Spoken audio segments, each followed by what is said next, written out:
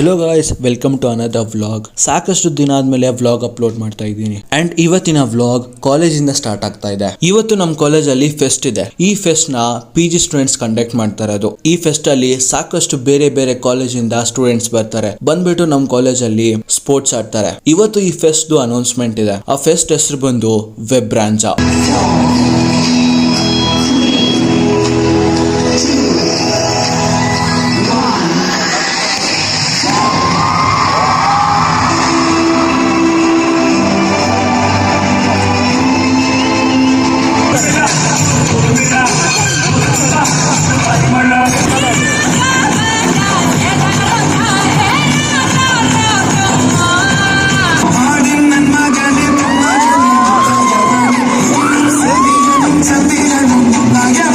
Finally, vlog end ಮಾಡೋ time ಬಂತು. Keep inspiring, be motivated. Meet you in the next vlog. Bye.